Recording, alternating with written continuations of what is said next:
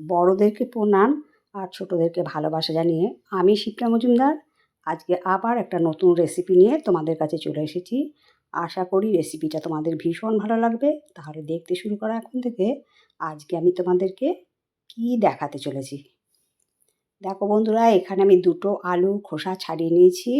এবার আলুগুলোকে লক্ষ্য করো, আমি এরকম লম্বাটে করে পিস করে নিচ্ছি। দুটো আলুকে এইভাবে লম্বা লম্বা করে পিস করে নিয়েছি।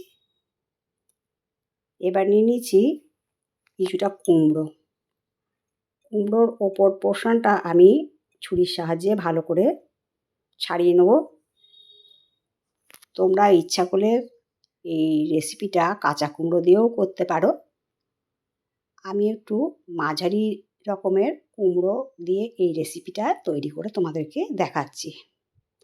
পুরো কুমড়োটা দেখো আমি এরকমভাবে পিস করে নিয়ে খোসাগুলোকে এইভাবে কেটে নিচ্ছি। আর যদি কচি কুমড়ো দিয়ে তৈরি করো তাহলে কিন্তু খোসা ছাড়ানোর কোনো দরকার নেই। এই অবস্থাতেই তোমরা ডুমো ডুমো করে কেটে নিও। আমি দেখো প্রত্যেকটা কুমড়োকে খোসা ছাড়িয়ে একটু ডুমো ডুমো করে কেটে নিচ্ছি।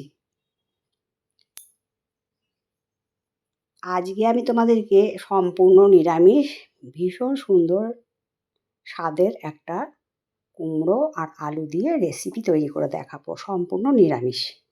এটা কিন্তু ভাত, রুটি, পরোটা সমস্ত কিছুর সাথে খেতে ভীষণ জমে যায়।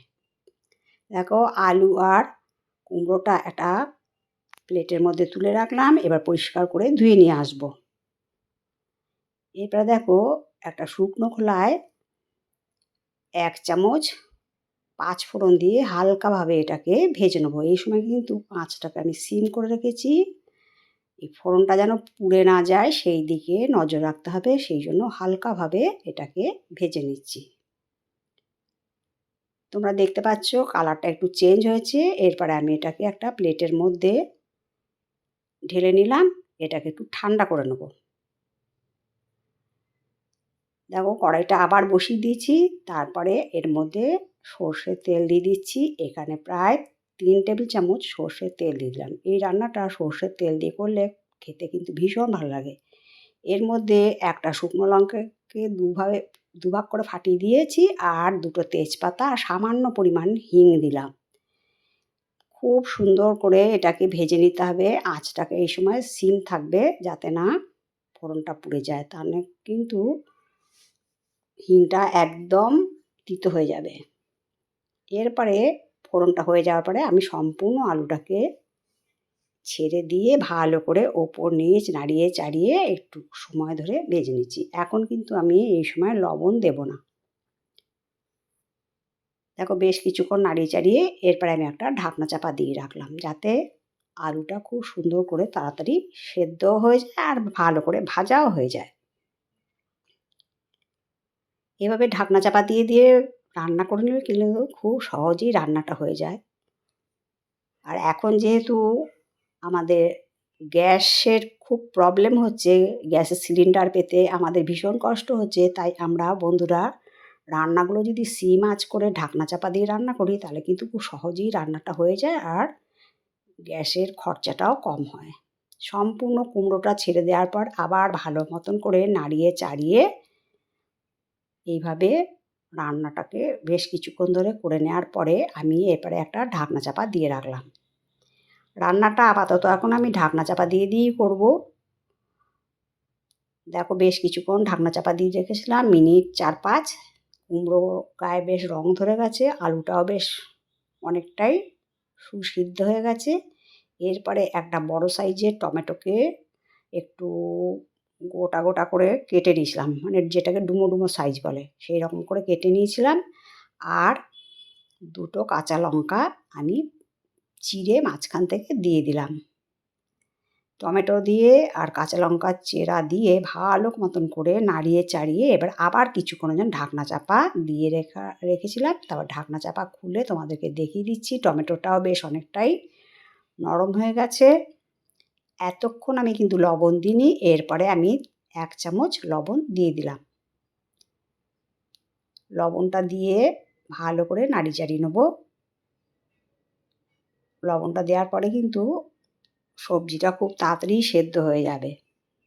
এরপর দিয়ে দিলাম 1/2 চামচ হলুদ আর ছোটো চামচের 1 চামচ ঝাল লঙ্কার গুঁড়ো, আর এটা দিয়ে দিয়েছি একটু চাট মশলা। এই চাট মশলা দেওয়ার জন্য কিন্তু স্বাদ আর গন্ধটা ভীষণ সুন্দর হবে। আমরা কিন্তু নিরামিষ যে কোনো সবজি একটু অদল বদল করে রান্না করলে রান্নার কিন্তু টেস্ট ভীষণ বেড়ে যায়।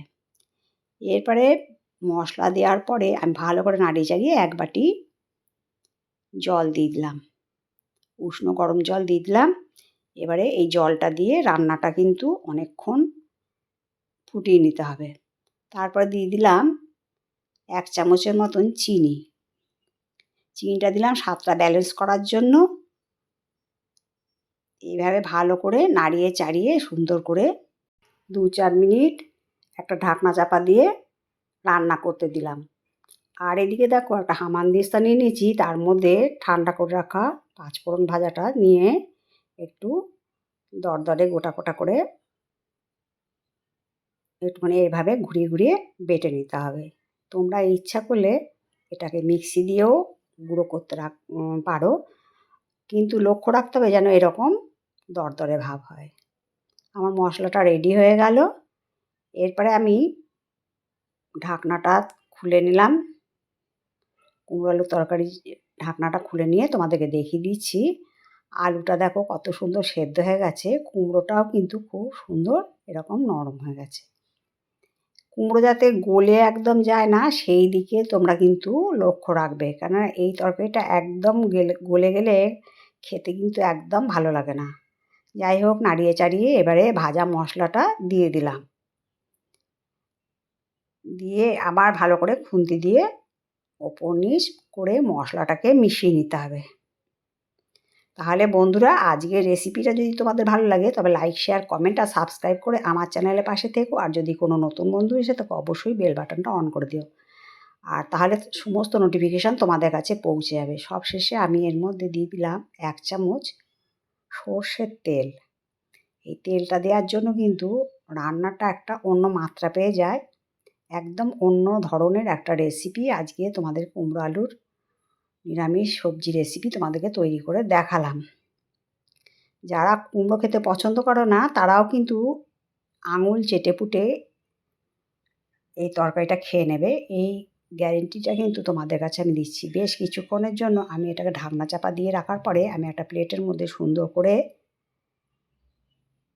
আমি সার্ভ করে নিচ্ছি। বন্ধুরা, তোমরা কিন্তু একদম স্কিপ করবে না। স্কিপ করলে কিন্তু আমি কি কি জিনিস দিলাম, কিভাবে এত সুন্দর একটা রেসিপি তৈরি হলো সেটা কিন্তু তোমরা বুঝতে পারবে না। আর তোমাদের সুন্দর সুন্দর কমেন্টসের মাধ্যমে জানিও আজকের নিরামিষ কুমড়ো আলুর তরকারিটা তোমাদের কেমন লাগলো। আর আমার চ্যানেলে কিন্তু সুন্দর সুন্দর সবজির রেসিপি আছে, নিরামিষ আমিষ অনেক রকমের রেসিপি আছে। তোমরা চ্যানেলটা একটু ঘুরে যেতে পারো, এই রিকোয়েস্ট তোমাদের কাছে রাখলাম। দেখো কত সুন্দর দেখতে লাগছে। তাহলে তোমাদের অনেক ভালোবাসা জানিয়ে আজকের রেসিপিটা এখানে রাখলাম। কেমন? টাটা।